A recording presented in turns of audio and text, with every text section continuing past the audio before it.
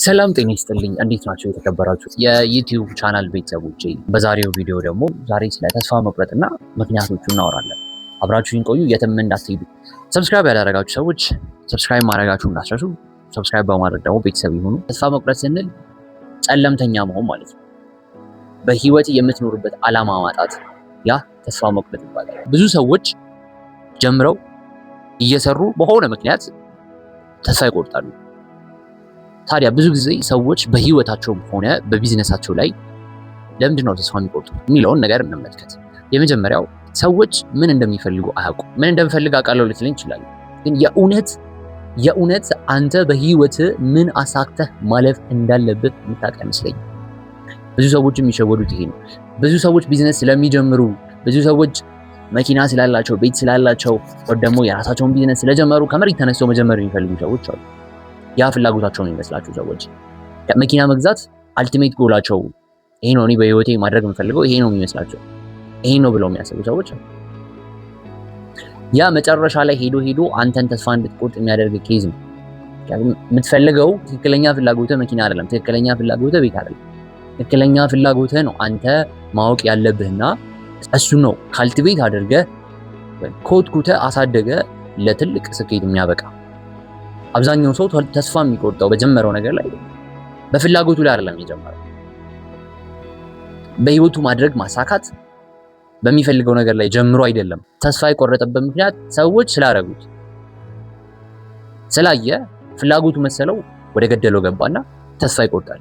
ስለ የራስን ህልም ስለመኖር የራስን ፍላጎት ስለማግኘት የሰራሁት ቪዲዮ አለ። የመጀመሪያ ቪዲዮ እሱ ላይ ነው፣ ተመልሳችሁ እዩት።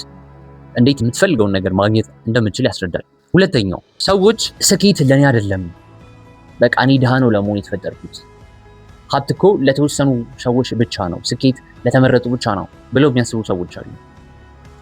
I meant for this እንዳትሸወድ። ማንም ሰው ማለት ነው ለስኬት ተብሎ የመጣ የለም። ማንም ሰው ለድህነት ብሎ የመጣ የለም። ማንም ሰው ለውድቀት ብሎ የመጣ የለም። ሁሉም ነገር በአንተ ጥረት ላይ የተወሰነ።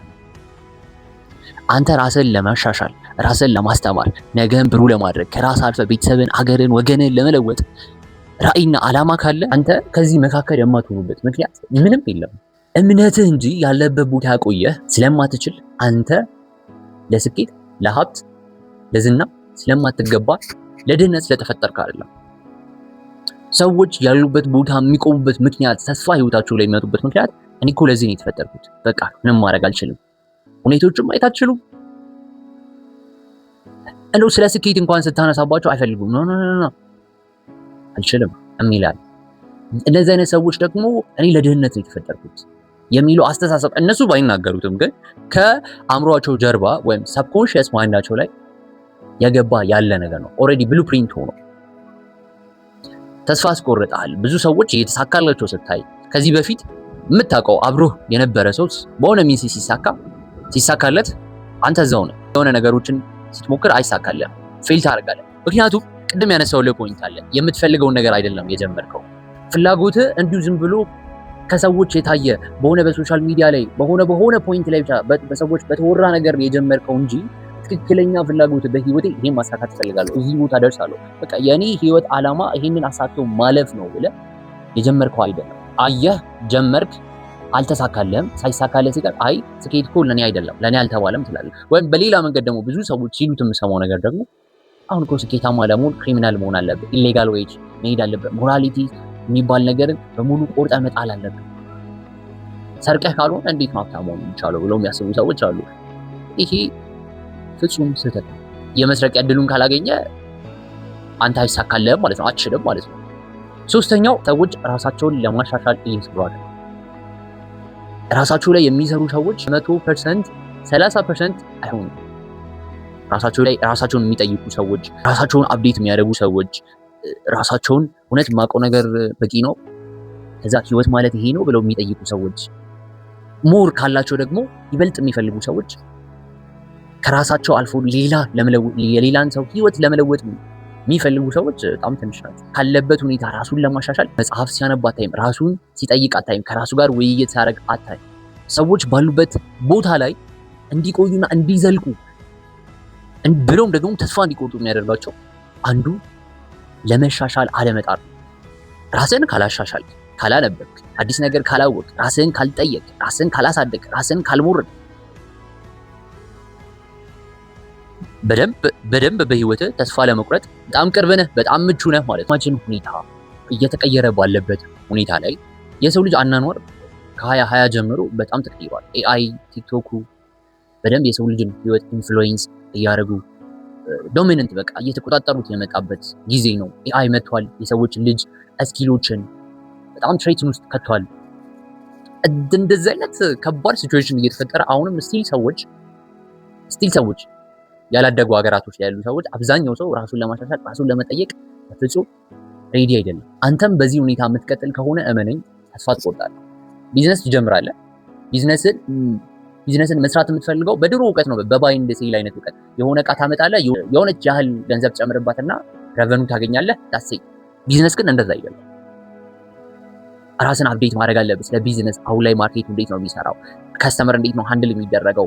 ደንበኛ እንዴት ነው መያዝ የሚቻለው? ደንበኛ እንዴት ነው ለረጅም ጊዜ ማቆየት የምችለው? እንዴት ነው አዳዲስ ደንበኞችን መሳብ የምችለው የሚለውን ቢዝነሱን ከጀመርኩ በኋላ ራስን ኮንሲስተንትሊ አፕዴት ማድረግና ስለዛ ራስን ስለ ቢዝነስ እውቀት ማስተማር። ያንን ማድረግ ካልቻልክ ተስፋ ትቆርጣለህ። ብዙዎችንም ተስፋ የሚያስቆርጣቸው ደግሞ ራሳቸውን ለመሻሻል አለመጣራቸው። ብዙ ሰዎች ዲግሪ ይዘው አይታችሁ ከሆነ የማይሆን ነገር ስራ ሲሰሩ ታያላችሁ። ምን ነው ብሏችሁ ጠይቋቸው የስራ እድል የለም ይላል።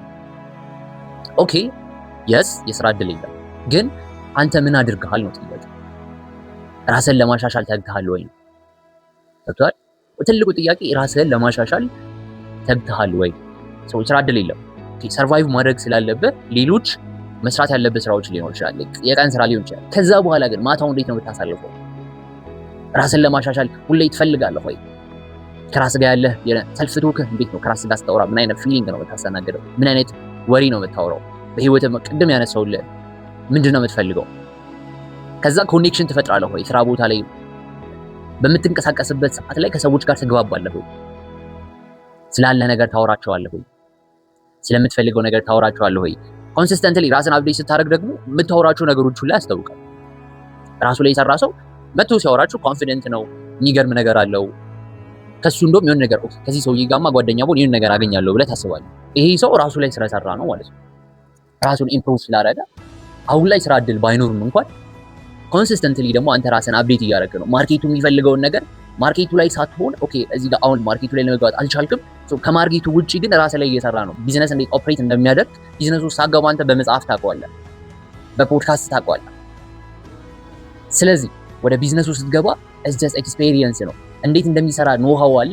ቢዝነሱ ላይ ስትገባ ደግሞ ኤክስፔሪየንሱ ነው። ትንሽ ጊዜ ሊወስድብህ ይችላል፣ ግን ፊት ማድረግህ ቀላል ይሆናል ማለት ነው። አራተኛው ሰዎች ካሉበት ሁኔታ ጋር በምቾት መኖር። ይሄ ብዙ ሰዎች ላይ የሚስተዋል ነገር ነው።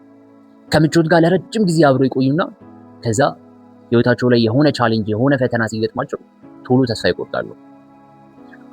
አሁን ባለህበት ሁኔታ በምቾት ቀጠና ውስጥ ዝም ብለህ እየኖርክ ከሆነ የሆነ ሰዓት አንተን የሚፈትን ህይወትን የሚፈትን የመኖር ህልውናህን የሚፈትን ሁኔታ ያጋጥማል።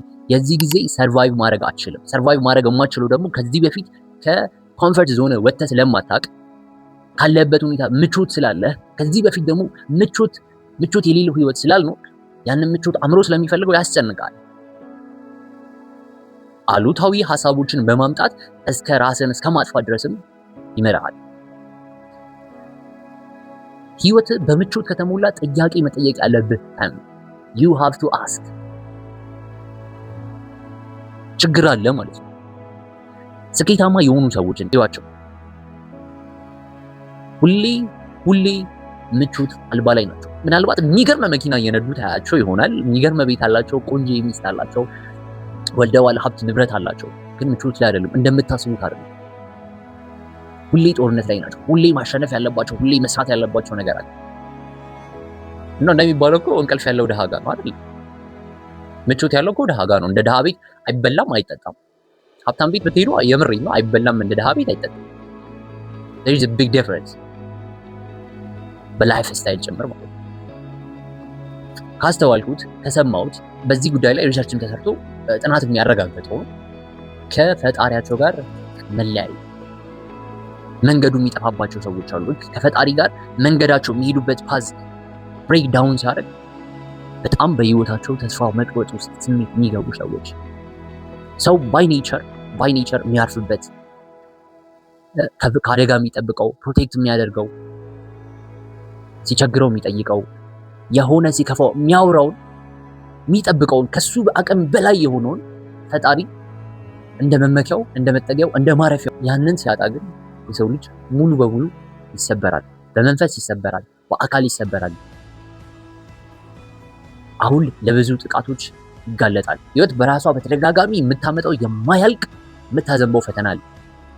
ያንን ፈተና ብዙ ሰዎች የሚቋቋሙት ደግሞ አምላካቸውን በማመስገን ከአምላካቸው ጋር ጥሩ ግንኙነት በመፍጠር ነው። ያ ግንኙነት ሲሰበር ዓለማቸው ይሰበራል፣ ተስፋቸው ይጠፋል። የሆነ ችግሩ ስትገባ የምትጸልየው አምላክ ከሌለ፣ አግዘኝ የምትለው አካል ከሌለ ለብዙ ሰዎች ተስፋ መቁረጥ አሁን ላይ አገራችንም ላይ ዓለማችንም ላይ ደግሞ የራስን ማጥፋት ሁኔታ በጣም እየጨመረ ነው እና አብዛኞቹ ሰዎች ስትመለከቷቸው ደግሞ ከፈጣሪ ጋር ያላቸው ሪሌሽንሺፕ በጣም እንዲህ የሆነ ነው። እኔ ፈጣሪ እንደ ኦክሲጅን የሆነ ካንተ በላይ የሆነ ችግር ሲያጋጥምህ አሳልፈህ የምትሰጠው አምላክ፣ በቃ እኔ አልችልም አንተ ትችላለህ ብለው የምትሰጠው አምላክ አእምሮ ያሳርፋል። በቃ ለማይቻል ችግር ለማይችሉ ችግር የሚችለውን እግዚአብሔርን ስጠው አይደል የሚባለው። ያንን ስጣጣ ግን ትሰበራለህ እና ብዙ ሰዎችም ተስፋ የሚቆርጡት ጠናነት በእነኚህ 5 ነገሮች ናቸው። ቪዲዮ ከተመቸ ላይክ፣ ሼር ማድረግ እንዳትረሱ። ሰብስክራይብ ያላደረጋችሁ ሰዎች ሰብስክራይብ ማድረጋችሁ እንዳትረሱ። የአርሰናል ደጋፊዎች ደግሞ እንኳን ደስ አላችሁ እያለሁ መልካም ሳምንት። ኔክስት ዊክ እንገናኛለን።